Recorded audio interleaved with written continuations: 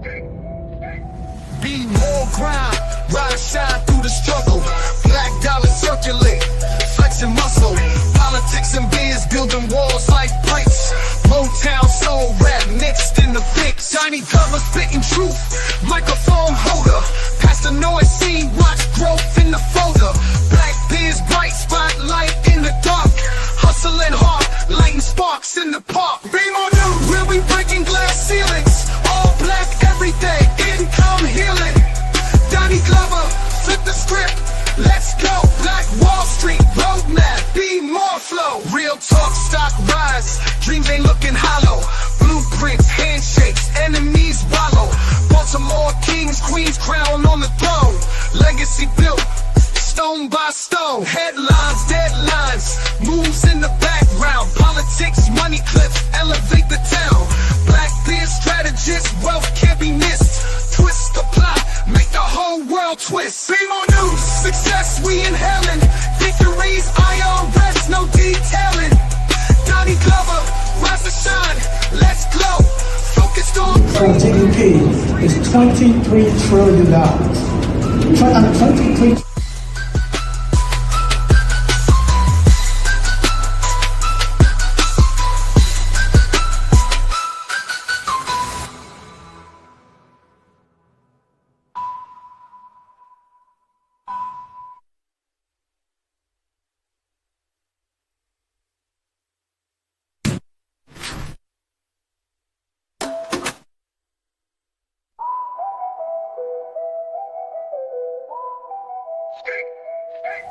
Be more grind, ride shine through the struggle.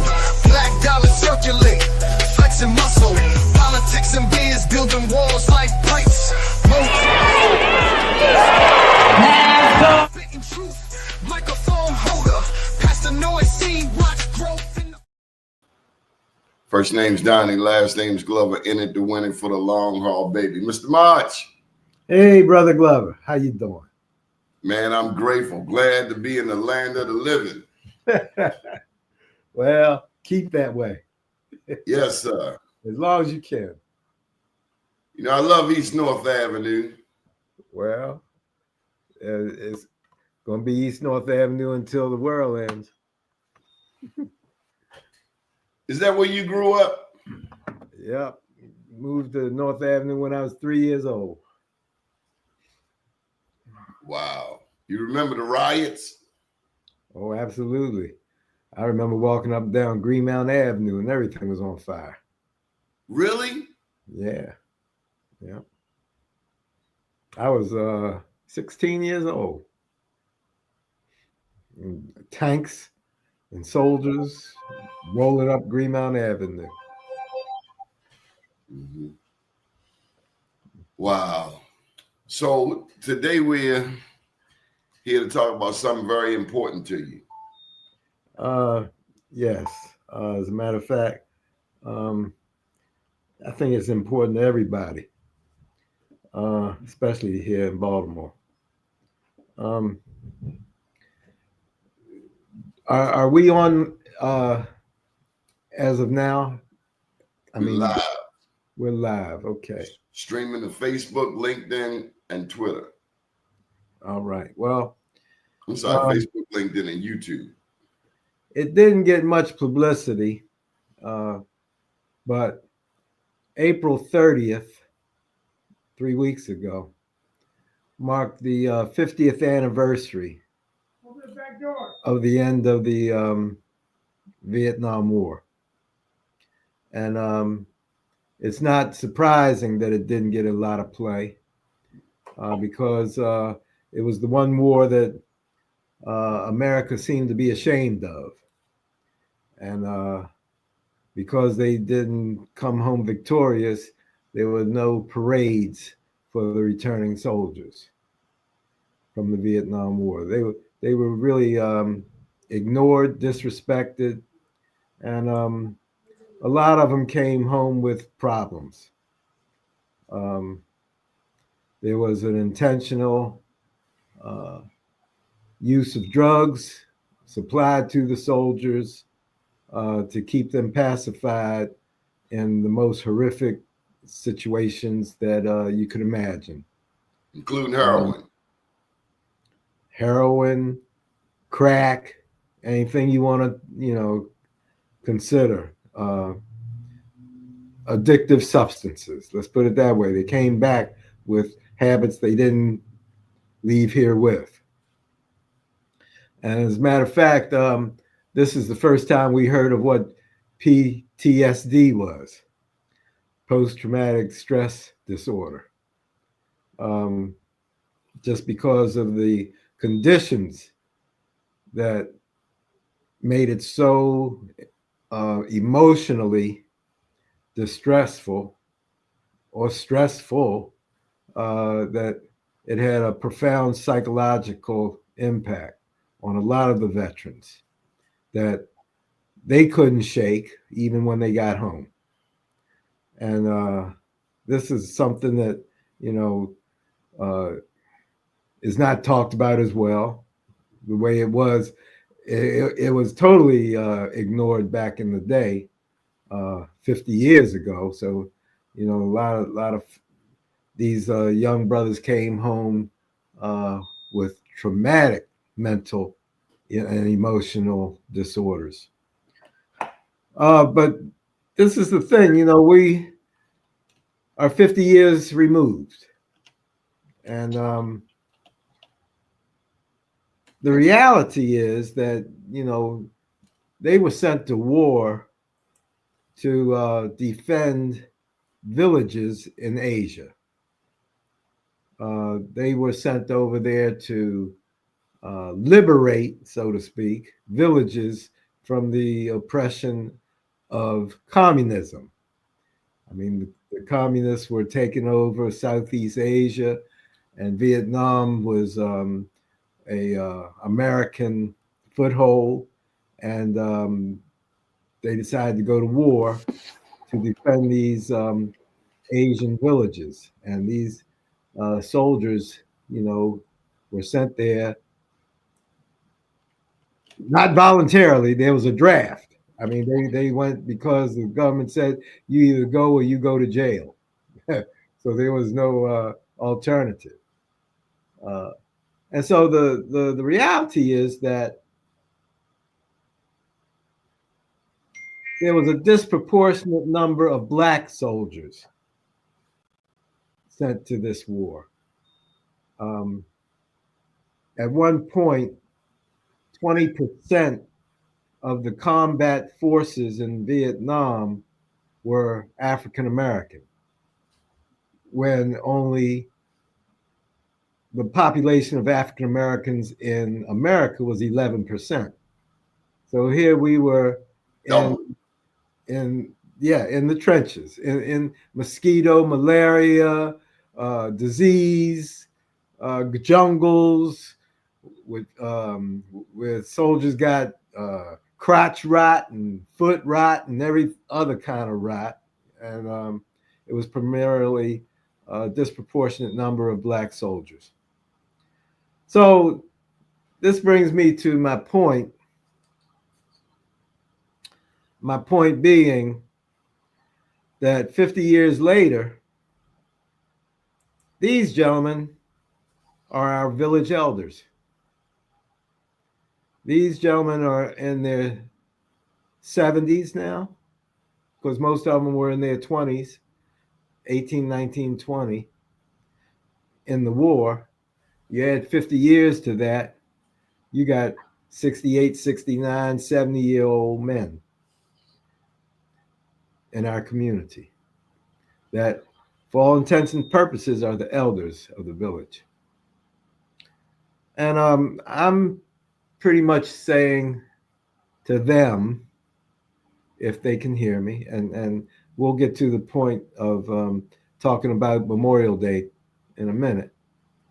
But there was a time when these gentlemen were called to arms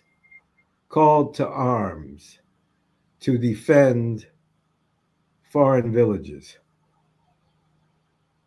Drafted, yes, but called to arms regardless. They they were called to serve their country and to die for their country if needed. And a lot of them did. Uh, the ones, Unless the daddy was rich. yeah, or you know, lot of them, lot of young men got out of it, and I'll attest to it. I was in high school when the Vietnam War started, um, but when I was of draft age, I was in college, and typically, uh, people who were in college did get a deferment, you know, from being drafted. We still had to register with the Selective Service, and we were still susceptible to the draft if needed. Fortunately, that didn't happen for me and a lot of other people. But the fact is that my cousins went. I lost two cousins in Vietnam.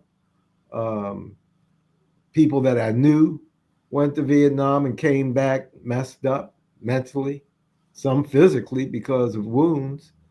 Um, but the point is, I'm trying to make is that they served their country, and they served their country by answering the call to arms.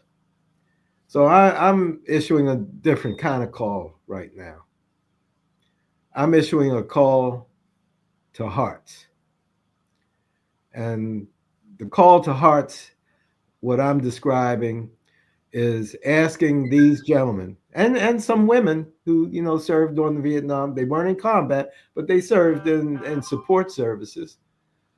These elders of the village, I'm asking them to come defend and be a part, an integral part of the Baltimore village. And what I mean by that is the village elders, typically in other cultures, are respected for their longevity, number one, and for their wisdom, because it's their wisdom that, uh, through their longevity, they have acquired over the years that a young person just hasn't experienced yet. And that wisdom has always been a resource to the village, a resource to the village in the sense that the elders were responsible for transmitting the values of our people to the younger generations. And quite frankly, we haven't done such a good job of that. I'm speaking as an elder too, that we did not do as good a job as we should have in carrying the values that we were raised with, the discipline that we were uh, expected to carry ourselves with, to the generations behind us. Um, Quite frankly, our disconnect with the younger generations behind us, I think, is the cause of a lot of our village problems, especially when it comes to youth violence, youth criminality, uh, the dissolution of the family structure. I mean, all of those things that the elders typically are responsible for uh, instilling in the generations behind them. We didn't do such a good job, and I'll take responsibility for that too. But isn't there a reason for that? Well, I think that disconnect had a lot to do with the men being sent to war and coming back messed up. You know, I think that had a tremendous effect. Um, and I Add to think that mass incarceration, add to that the drug. all of that, if you really look at it, all of that was post Vietnam. Okay, all of that was post Vietnam in the '60s and '70s when all of those characteristics that you just brought up really took effect. Because prior to that, we were better off I mean, segregation worked for us. Okay, we had more black businesses. We had more um, instilled values in our community. I mean, uh, eh, Donnie, you're a little younger than me, but you remember teachers were held in high esteem. I mean, we loved our black teachers. I mean, they came into the classroom and they were held in the esteem of a lawyer, a doctor, or whatever you other profession that you can think of that gained respect from the community. That all broke down. But That it was also because it's multi-pronged. It was also integration. exact. Look, the only thing that got integrated was our money. we were segregated in schools, neighborhoods. That never changed. The only thing got integrated was our money, and they found out that our money was green, and that started leaving our community in billions of dollars. Okay, We billions of dollars. we started moving to Woodlawn and Randallstown. uh, which were red line districts previously. We paid more for them than they were worth, and it still became an enclave for black folks. Because as soon as black folks moved in, white folks moved out. So segregation is still alive and well. Okay, But I gotta add in one more caveat: classism. Because when we moved past the Beltway, we looked down on Baltimore City and we never wanted to go back. That's the truth. I saw it in my family. They never want to come back to North Avenue ever, ever, ever again. Ever. Ever. Well, Tell me I'm wrong. Listen, you're not wrong, and it was predicted. And I'll tell you who predicted it. Martin Luther King Jr. Martin Luther King Jr. said, if we are ever able to be equal, or we take advantage of new opportunities and equality, the danger is we will leave our community and not look back. We will leave our community and not bring somebody else along. And that's the separation you're referring to right now. Those of us who could take opportunities and move up, and like the Jeffersons, left the other people back in the community behind. Because before that, lawyers, doctors, and teachers lived in the same neighborhood as the sanitation worker. Okay? So we were one community and we struggled all together at the same time. But when Martin Luther King said, if they make it so that we can take advantage of the opportunities, the worst thing we can do is leave our brothers and sisters behind. And that's exactly what we did. The ones who could move outside the Beltway didn't look back. And unfortunately, we didn't bring anybody with us when we did. Your mom went to church at 22nd and Greenmount. St. Anne's. That's right. But now the church has closed, my church.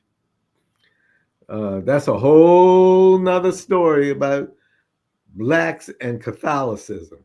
That's a whole nother show. Okay. Well, what I was getting to is that we now have churches that used to be on Franklin Street, like New Psalmist, that have moved uptown a bit.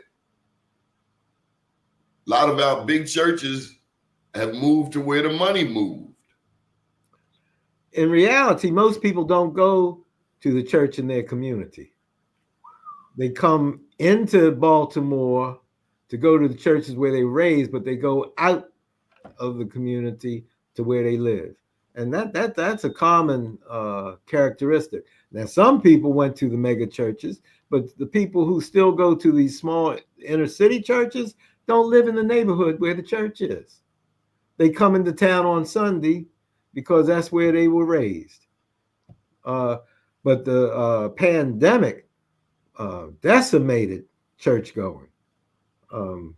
People found out they could watch their pastor on television and listen to him on the radio. They didn't have to get up out of their bed on Sunday morning. And the collection plate has suffered because of that. That's a whole nother story. But let's get back to Memorial Day. And the reason I thank you for having me on the show today is because I'm also president of King Memorial Park Cemetery, which is one of the largest Black-owned, privately owned cemeteries in America.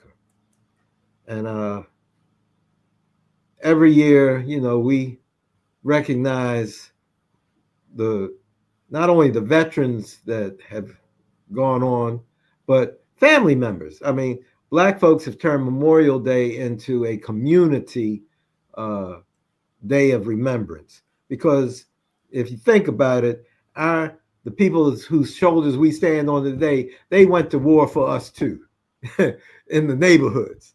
I mean, if it hadn't been for them, we wouldn't have survived in a climate that was not hospitable to being Black in America. So they were soldiers too. And when Memorial Day comes around, we stand around Mama's grave, Daddy's grave, Uncle Ben's grave, everybody's grave, and say, thank you. Thank you for seeing us through. And Memorial Day was expanded, so to speak, not only for veterans, but for family members that carried the load, that kept us on the path to keeping on. So Memorial Day for us is different, but it's significant. And this year, we are intentionally lifting up and saluting the Black veterans who went to war for America and came back and unfortunately were not appreciated the way they should have been. And I'm saying to those veterans, we need your help now, because you have something that helped you get through the worst time in your life. And there's something to be learned from that. You were trained to watch each other's back. You learned discipline and how to maneuver in the worst conditions. And that is a lesson that we can pass on to these young folks today, and help them understand that you might be in the worst situation you can imagine, but you can get through it if you do certain things. First of all, respect one another. Look out for one another. Have each other's back. Older people used to give younger people some money, whether it was to cut the grass, sweep the yard, do something to give them some money in their pocket so they didn't have to go stand on the corner. I mean, there are things that the older generations, the elders of the village, can do to make a way forward for our village. So I got to throw this in there. When I look at other communities, the first generation from Korea, from Latin America, they come, they work hard. But it seems as though what happened to us also happens to them. The second and third generation become entitled, become privileged. And then also there's this thing about individualism. You talked about the elders sharing money with younger people. Well, now it's about me, myself, and I. And I think that's a part of America. This is mine. It's me. It's all about me. Joyce Myers. We are losing that sense of take Miss March a cup of sugar, and Miss March send down a cup of flour, or here's some chicken, or here's some vegetables. We're stingy. It's worse than that. And what I mean by that is there's no such thing as a black community. It's everyone for themselves. Yeah. We've lost the tenacity for community. Was that predictable? That's what I was getting to. With in Dr. King's wisdom, you think he foresaw that? I think he feared that, and his fears have come to pass. Like I said, the haves left the have-nots, and didn't bring nobody along. The business. Now I know what you're talking about. You talking about those black gatekeepers. I don't know what you call them, but the fact is that we lost faith in each other. We lost faith in our ability to work together. I refuse to do the electric slide because that's the only thing we do together.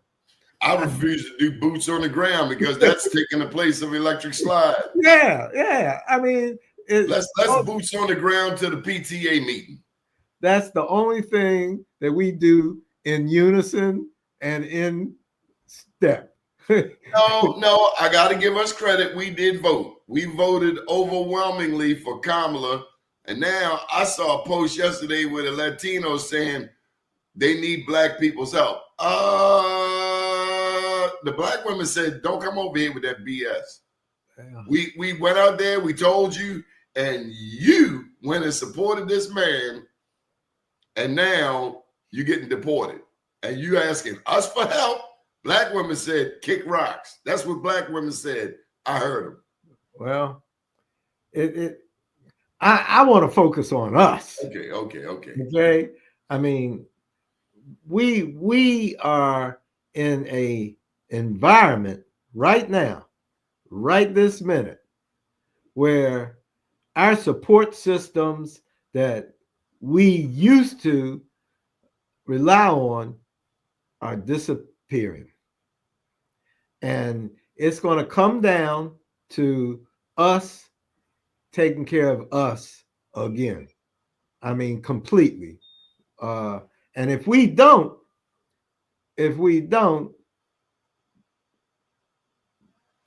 there's no future that looks like anything that you want to participate in. Now, I got to push back, Mr. March.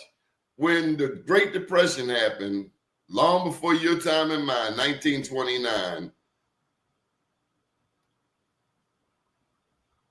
in a way, black people did better than whites in some cases. Why? Because banks wouldn't accept their money. Right. But why? I'm trying to tell you that when things were bad, the worst that they could be, we had community. We helped each other. I got your point. We abandoned what worked because we went for the okie doke. I gotta move to Owens Mills. Otherwise, this woman gonna leave me because she want to live in Owens Mills with her girlfriends. And we paid attention in school. We had teachers, and we were, as students, trying to better ourselves. Today, it's like, I'm just spending time. How do you go through 12 years of school and can't read and write? We could read and write by the 3rd grade. Because your mama taught you. Mama could read and write. That's my point.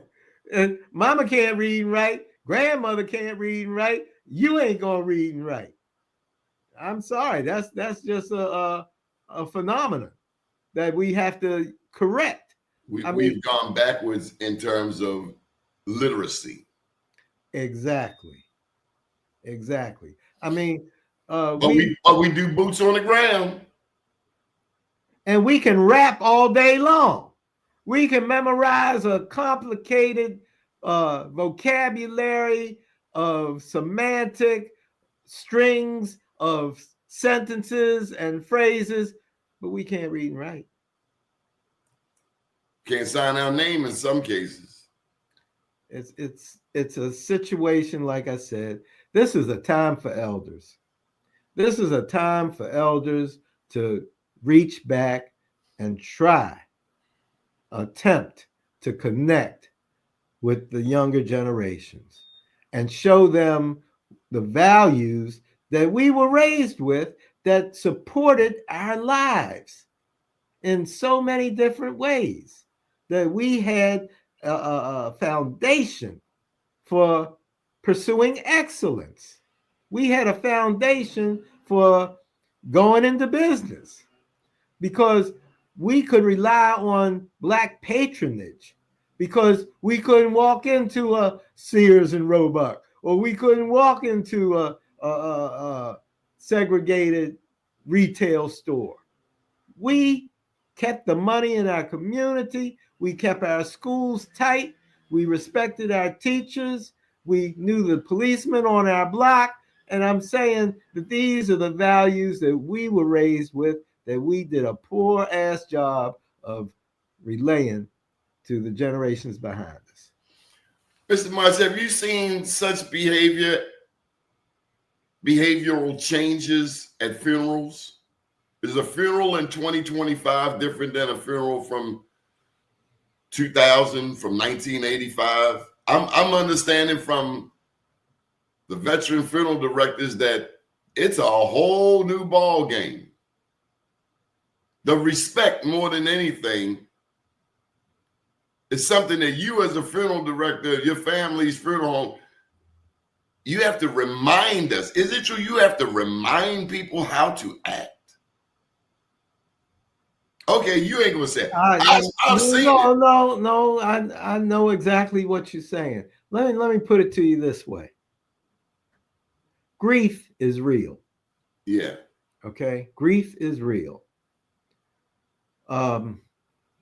If there is an emotional connection with the person laying in that casket, there's some pain, and that pain can reveal itself in different ways. Young people today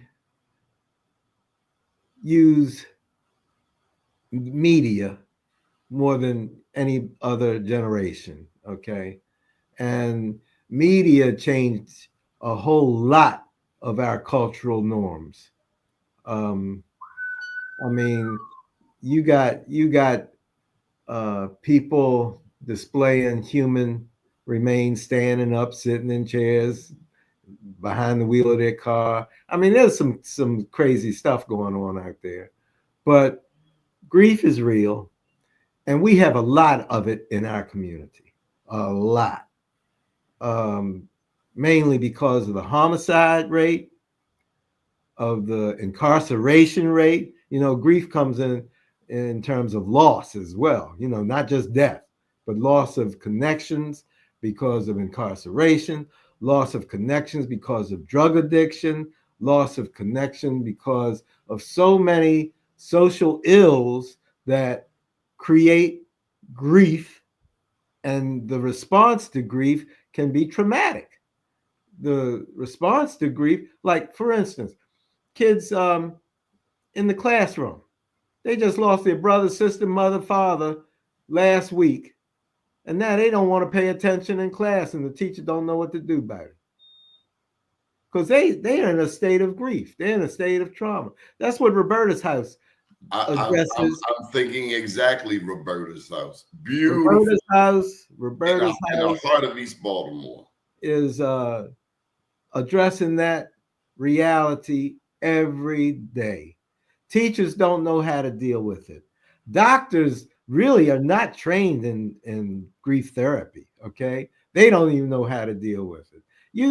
It's a specialized field that not too many people are paying attention to. Roberta's house is a standard that social workers are coming to us for seminars, Professionals are coming to us for seminars to find out, what do you do? What do you say?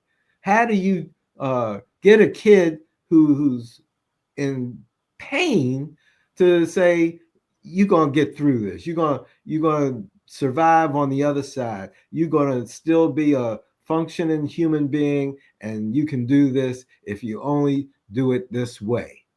Not go out and hurt somebody, because that's the gang solution. The gang says, somebody killed your brother, you go kill their brother, and so it's a vicious cycle that's going on in our community, where people, hurt, the saying, hurt people, and until they are healed. That's right, exactly. So Roberta's house is that interceptor, so to speak, or disruptor of that cycle of violence, to say this is not the way to heal. Mr. March, I want to take a moment and lift up your profession. I want to lift up your daddy, Mr. William C. March, and my daddy. And thank God that you and I had daddies, because we know as we've gotten older, we realize how much a difference a father made in our lives, and how much our community is missing fathers. But I also want to lift up the funeral directors, because having grown up in the business, I know how many times y'all buried people and didn't get paid. That was community. That is exactly what I'm talking about. Black folks patronized Black funeral homes and Black barbershops, beauty salons, and Black churches. Those are the only community-based institutions that survived desegregation.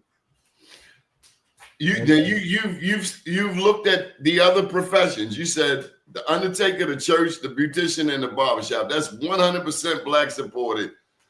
Now you gotta share this, that in Baltimore we support Black funeral homes, but there are places where there aren't Black funeral homes, where whites bury Blacks. But Baltimore, we don't play that around here, right? That's right. That's right. But think about this. We as Black folks trust a Black funeral director to take care of our most precious earthly relationship. We trust a Black preacher to guide us to the heavenly kingdom. And we trust the barber beauty with our physical countenance. Now, those are three pretty important things in everybody's life that we trust to a Black professional, okay? But we won't trust a Black electrician, a Black plumber, a Black whatever, because look, they doing less with what you value, but you won't trust them. But you'll trust Black folks with the most precious thing in your life. So that should tell you something right there. You need to trust a Black electrician, a Black plumber, a Black home improvement, a Black whatever, okay? And keep Black businesses in business, because they hire Black folks. And if you find an electrician that isn't good, then find another Black electrician, the same way the Jews, the Koreans, and everybody else does. Because there are poor performers in all races. Hey, look, we only get one chance. If they call a Black man to do something and he messes up, they ain't gonna call another Black man. But because if a white man messes up, they gonna call another white man and another white man and another white man. We only keep going back to McDonald's. Right. We only get one shot, and if that don't work out, we ain't calling another black one. That's community again. No community. That's where we break down. But there's a reason why our tolerance is so low. It's a culmination of all of these other factors. And it's media. I was sharing with a guy from I think it was from Honduras yesterday, how they pushed Tarzan on us. A white guy swinging through the jungles of Africa. Well, white supremacy comes in all forms, even jungle people. The Lone Ranger was actually Bass Reeves, a black man. Yeah. Our heroes get eliminated. Hey, you can go all the way to Jesus. He wasn't white. But you can't be in that part of the world and be white. But if you see a picture of Jesus on the wall, he's gonna be white and blue-eyed. You know that. But that, I mean, you know, that's appropriation again. That's branding to the ultimate power. I want to give one more shout out to the funeral director. Go ahead. I'll listen all day long. You're on call 24/7. That's true. And that means that anytime you have to put your cape and mask on and console the bereaved. I don't think your profession gets enough respect. You've seen it all. You know who's got money, who don't. You know who owe you, who don't. And I'll tell you, my first job in the funeral home was collections. Mr. March, you ever try to collect money on a person that's already in the ground? It's no repo. No repo. Yeah. Well, you know, we've been blessed to have the support of our community. Okay. And you help people and you give back. I got a scholarship. You give back. Your daddy gave me a scholarship in '83, one of many, in the name of your auntie Thelma. That's right. That's right. And I mean, over the years, I don't know how many countless college graduates benefited from the scholarship, Thelma March Scholarship Fund. And you made it your business to be politically involved. Well, and you have to, because if you didn't, we're part of the community. I mean, I can't express enough that, you know, we are a community partner. We are in the community. We are part of the community. This is our town. This is our village. This is our place of work. This is our place of doing what we have to do to take care of who we need to take care of. This doesn't require us to be anything other than your neighbor. And we take our responsibility and our business, not just a business, but as a ministry of making sure that we are cared for as human beings, as children of God, as people that need help when you need help. I got to put this in. And you know good food. Lord have mercy. What's that lady name out around us? Oh my God. Christina. Lord have mercy. She puts her potato salad. I don't know what she puts in her potato salad, but she got the best potato salad in town. And you know good music. And honestly, that's everything. You got family and friends. You just put away your loved one. You sit down for a gorgeous meal. And in the process, you're going to hear that man sing that song. And he's going to sing it Ain't a whole lot. He ain't got to do a whole lot of that. But he hit the note, and it's over. And we love great music. You know we do. They can't, if they can't hit that note, they can't work it.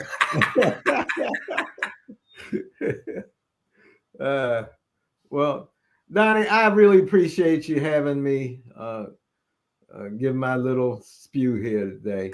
But I just want to say to all you Vietnam vets, thank you. Thank you. And we would like to invite you to be the elders that you are in our village in Baltimore. That's all you want to say? You want to tell them anything else? Oh, Memorial Day. I'm going to give you the floor. Memorial Day, come out to King Memorial Park, 11 o'clock on Memorial Day, where we're going to celebrate our veterans, Vietnam vets. We're going to be giving out a commemorative button to thank them for their service. We're going to have Rufus Roundtree and the Be More Brass Band. We're going to have the 9th and 10th Cavalry of the Buffalo Soldiers. It's just going to be a great day. Our speaker is a Vietnam vet and also a state senator in the form of Senator Benjamin Brooks. Oh, man, that's my man. That's my man. He is going to be a soldier. He is going to be our speaker for the occasion. And we're inviting all Baltimore to come out and be a part of it. I tell you, Monday, at 11 o'clock. 11 o'clock. At Kings Park, Monday. At Kings Park. When I learned, now he's a CPA, he's got a business on Liberty Road. Mm-hmm. He honors his word, his checks don't bounce. But when I learned that he was a Vietnam vet, it took my level of respect for him and his family to a whole other level. Because like you said in the beginning, not everybody gets to come home without PTSD that's so bad that they can't function.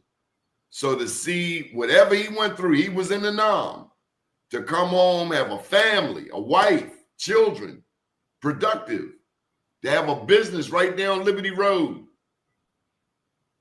And now who knew he would be state senator? Because he's a kind of, he's not Donnie Glover. He's not all in your face.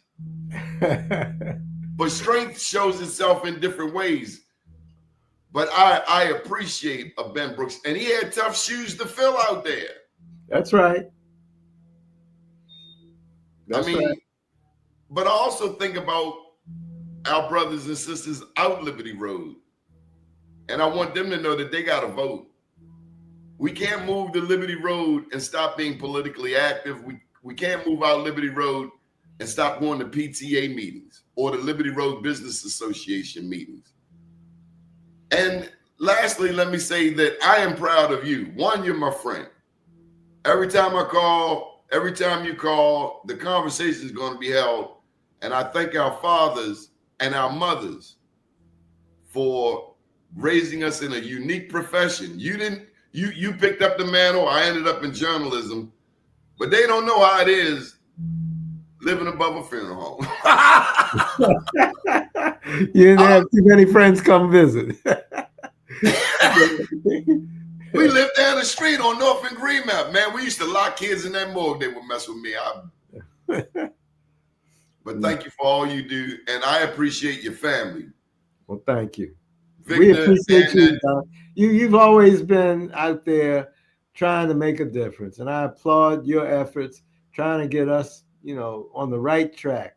And that's what we need to be doing 24/7. Who knew that out of the funeral directors in Baltimore, and thank you for bringing it back to mind, the funeral director, beautician, barbershop, preacher, 100% Black supported unconditionally. Now, everybody else got to fend for themselves, but I wish people really knew how valuable and how important the funeral director.